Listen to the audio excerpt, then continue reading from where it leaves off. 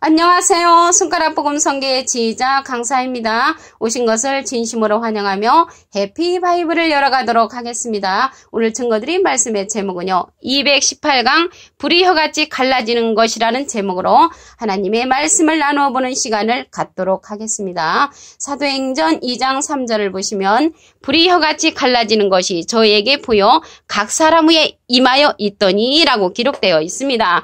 여기에서 불이 혀같이 갈라지는 것이 나오는데요.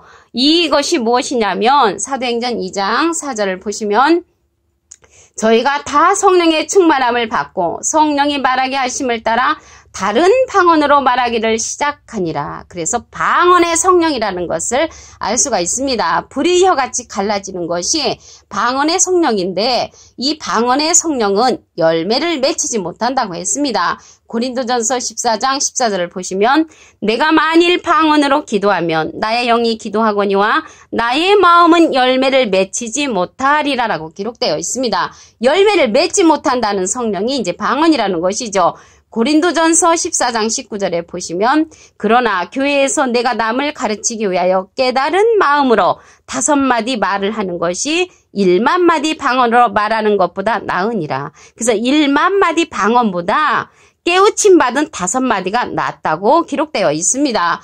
고린도전서 13장 8절에 보시게 되면은 사랑은 언제까지든지 떨어지지 아니하나 예언도 패하고 방언도 그치고 지식도 패한다고 했습니다. 이러한 성령들은 부분적이라는 것이죠. 부분적이기 때문에 온전한 것이 올 때는 부분적으로 하던 것은 패한다고 했습니다. 그래서 이렇게 패하는 그러한 성령이 방언 성령이라고 기록되어 있습니다. 그러면은 온전한 성령을 보도록 하겠습니다. 고린도전서 2장 10절을 보시면 오직 하나님이 성령으로 이것을 우리에게 보이셨으니 성령은 모든 것 곧 하나님의 깊은 것이라도 통달하시느니라. 하나님의 깊은 것까지라도 통달하는 그 통달 성령이 있단 말이죠. 이 성령은 어떠한 성령이냐면 모든 진리 가운데로 인도해주는 그러한 성령이라는 것입니다. 요한복음 16장 13절을 보시게 되면은 그러하나 진리의 성령이 오시면 그가 너희를 모든 진리 가운데로 인도하시리니 그가 자의로 말하지 않고 오직 듣는 것을 말하시며 장래일을 너희에게 알리시리라. 그래서 장래일을 우리에게 알려주시고 모든 진리 가운데로 인도해 주시고 예수님의 것을 자의로 말하지 않고 듣는 대로 말씀을 해주신다고 했습니다. 그러면 예수님은 마태복음 3장 16절에 보시게 되면은 비둘기 같은 성령을 받으셨습니다. 그래서 비둘기 같은 성령을 받으시고 무슨 일을 하셨냐면 마태복음 13장 37절에 보시게 되면은 좋은 씨를 뿌리는 이는 인자요. 그래서 예수님은 좋은 씨를 뿌리는 그런 사명을 하셨고요. 어떠한 씨를 뿌렸냐면 마가복음 4장 14절에 뿌리는 자는 말씀을 뿌리는 것이라. 그래서 예수님은 우리에게 비둘기 같은 성령을 받으시고 좋은 씨를 뿌리는데 말씀을 뿌려주는 그런 사명을 하셨다는 것을 알 수가 있습니다.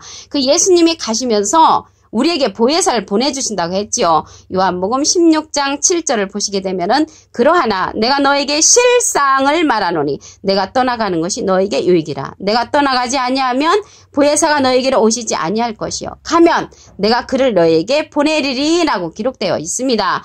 그래서 예수님이 가시면서 우리에게 보혜사를 보내주신단 말이죠. 이 보혜사는 요한일서 2장 1절에 보시게 되면 대언자로 나옵니다. 요한일서 2장 보시게 되면 2장 1절 나의 자녀들아 내가 이것을 너에게 쓰면 너희로 죄를 범치 않게 하려 함이라. 만일 누가 죄를 범하면 아버지 앞에서 우리에게 대언자가 있으니 곧 의로우신 예수 그리스도시라라고 기록되어 있는데요.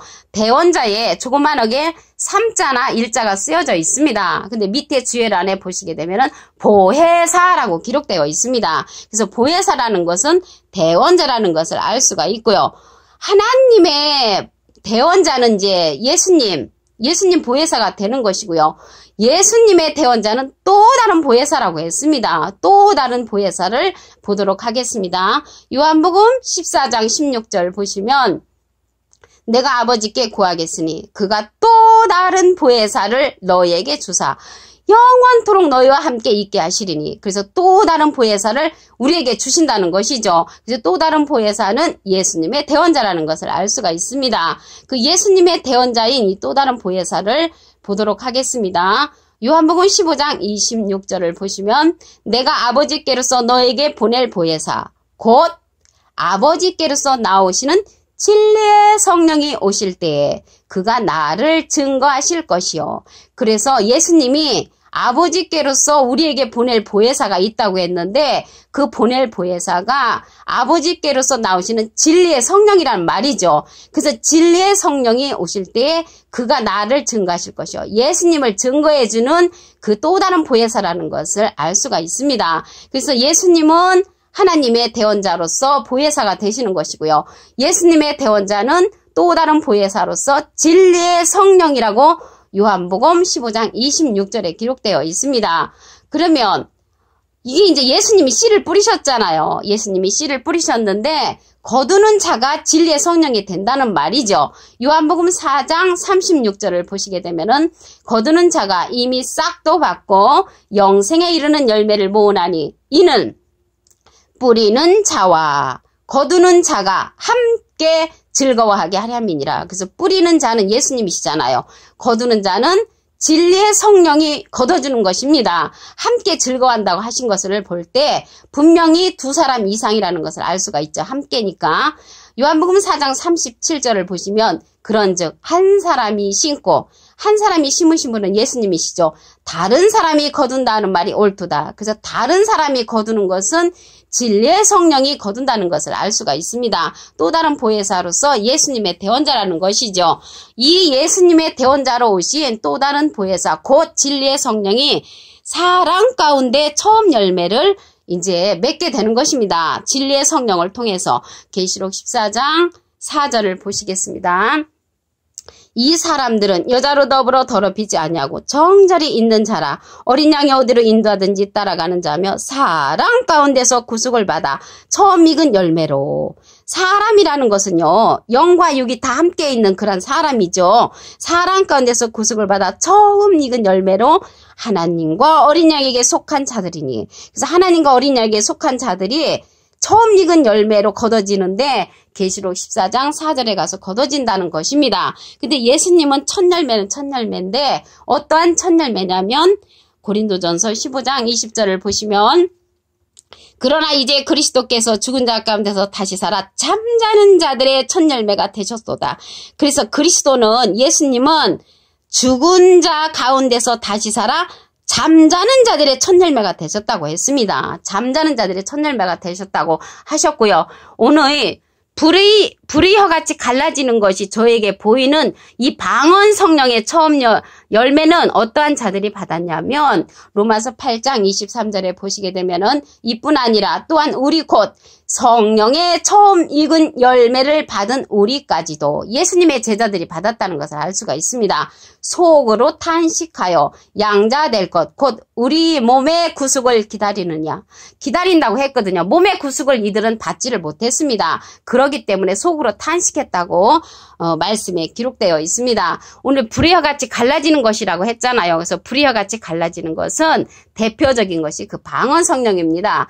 사도행전 2장 3절을 보시면 불의 혀같이 갈라지는 것이 저희에게 보여 각 사람 위에 임하여 있더니 이 사건이 고린도전서가 아니고요. 사도행전 2장 4절에 보시면 저희가 다 성령의 충만함을 받고 성령이 말하게 하심을 따라 다른 방언으로 말하기를 시작하니라.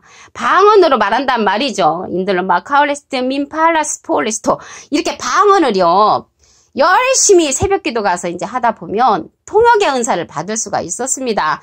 제가 한 40년 전에 이 통역의 은사를 받았는데 새벽기도를 열심히 하던 중에 어떠한 내용이 나왔냐면 제가 시골교회에 다녔던 그 교회에 지금으로 이제 환산하면 한 50만 원 정도, 한 70만 원 정도를 보내라는 그러한 통역이 나왔습니다. 그래서 그때 이제 그 말씀을 듣고 제가 시골교회에 그만한 돈 액수 액수를 이제 보냈는데 시골교회에서 답장 오기를 그 돈을 놓고 꼭 필요해서 기도를 했다는 그러한 답장을 제가 받은 적이 있습니다. 그런데 이렇게 불같은 성령, 방언 성령도 굉장히 감사합니다. 그게 하나님께서 주시는 그런 선물이었거든요. 그런데 하나님께서 말씀하시기를 고린도전서 13장 8절에 방언도 패하고 예언도 패하고 지식도 패한다고 했습니다.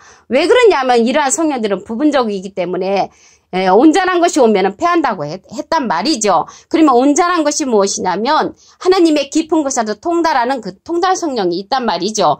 고린도전서 2장 10절을 보시면 오직 하나님이 성령으로 이것을 우리에게 보이셨으니 성령은 모든 것 곧 하나님의 깊은 것이라도 통달하시느니라.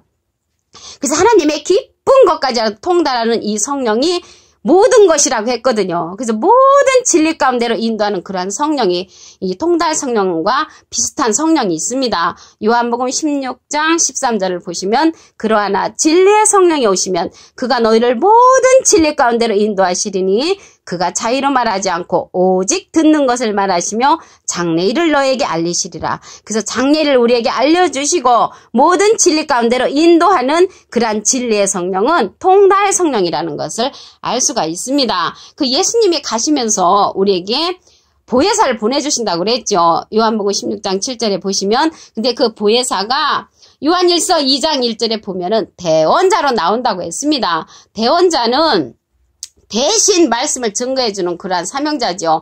계시록 19장 10절에 보시게 되면은 예수의 증거는 대언의 영이라고 했습니다. 그래서 예수님은 하나님의 대언자로서 보혜사신 것이고요. 예수님의 대언자는 또 다른 보혜사로서 진리의 성령인 것을 알 수가 있습니다. 이 진리의 성령이 계시록에 가서 사람 가운데 구속을 받아 처음 익은 열매를 맺게 되지요. 계시록 14장 4절을 보시면 이 사람들은 여자로 더불어 더럽히지 아니하고 정절이 있는 자라 어린 양이 어디로 인도하든지 따라가는 자며 사람 가운데서 구속을 받아 처음 익은 열매로 하나님과 어린 양에게 속한 자들이니라고 기록되어 있습니다. 그런데 예수님은요. 잠자는 자들의 첫 열매가 된다고 했습니다. 고린도전서 15장 20절을 보시게 되면은 그러나 이제 그리스도께서 죽은 자 가운데서 다시 살아 잠자는 자들의 첫 열매가 되셨도다. 그래서 예수님은 잠자는 자들의 첫 열매가 되셨고요.